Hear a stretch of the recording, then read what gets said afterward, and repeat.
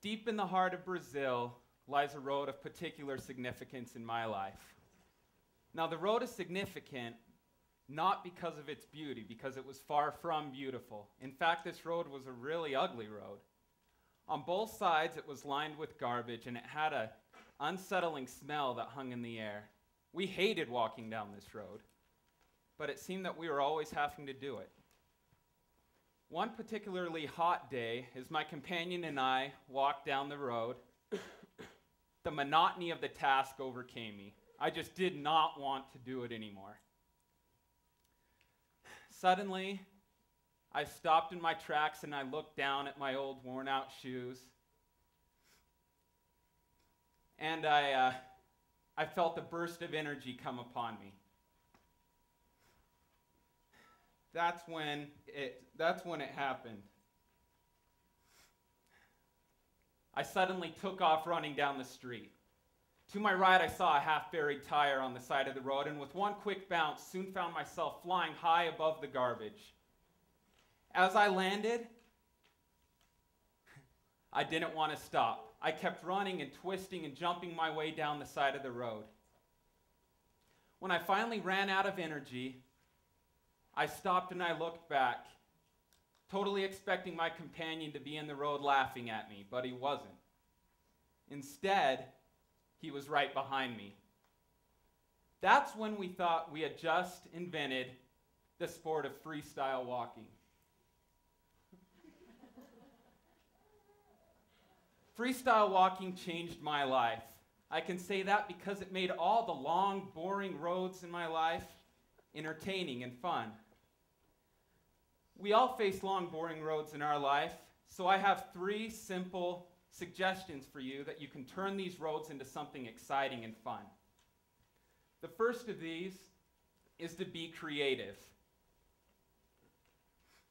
We need to actively think of ways that we can make our life's challenges more exciting and fun. It isn't going to come naturally.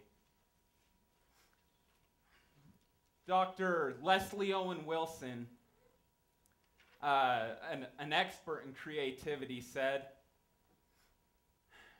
if we are to help each other to get creativity, we need to be silent and still. We need to do so with our hearts and not only our eyes. One of my favorite ways to inspire creativity in myself is I like to drive with the radio off in my car.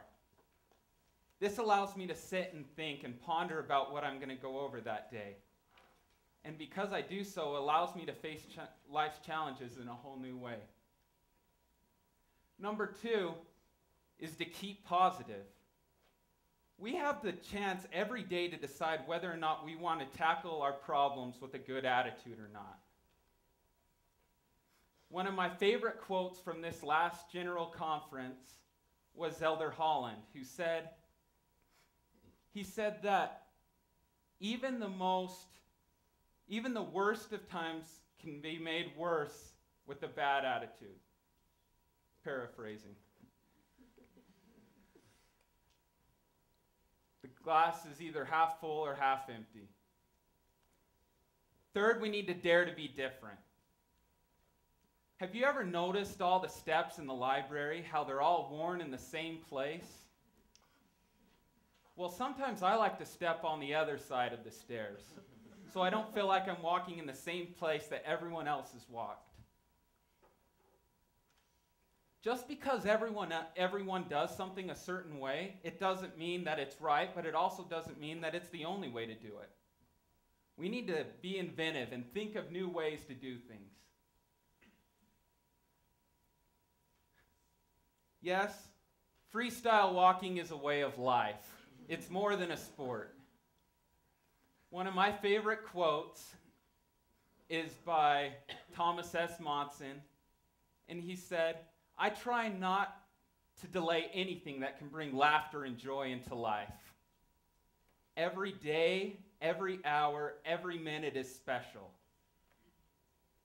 So let us relish life as we live it and find joy in the journey.